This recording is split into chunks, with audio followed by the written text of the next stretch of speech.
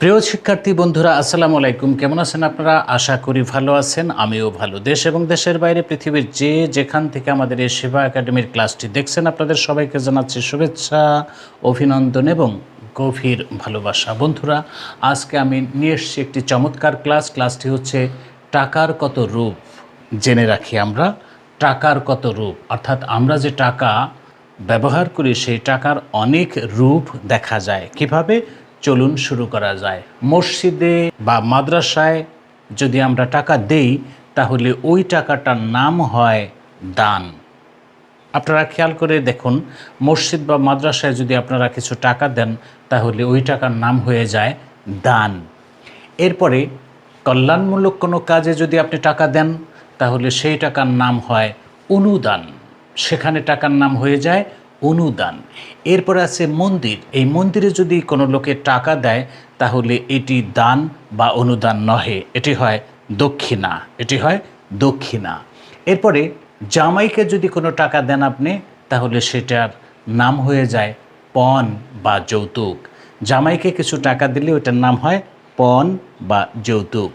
এরপরে স্ত্রীকে যদি আপনি টাকা দেন তাহলে সেটার নাম কি হয়? সেটির নাম হয়ে যায় দেনমোহর।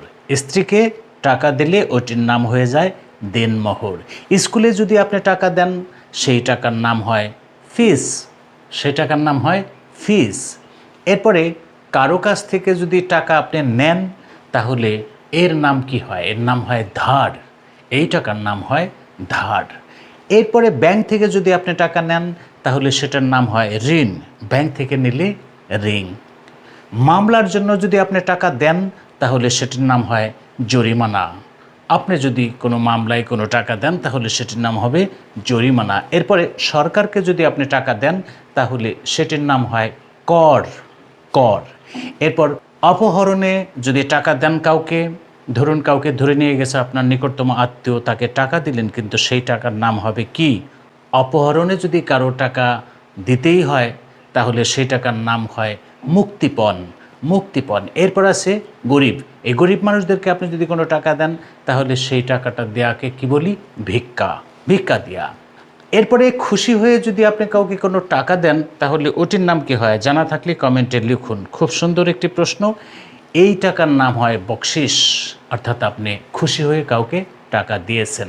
অবসরে যদি কোনো বড় কর্মকর্তা, সরকার আপনাকে, কোম্পানি আপনাকে টাকা দেয় সেটির নাম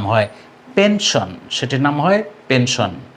এরপরে হোটেল বয়কে যদি আপনি কোনো টাকা দেন, আপনারা বলুন তো ওই টাকার নাম কি হয়? না জানা থাকলে আমি জানিয়ে দিচ্ছি। হোটেল বয়কে কোনো টাকা দিলে ওটির নাম হয়ে যায় টিপস।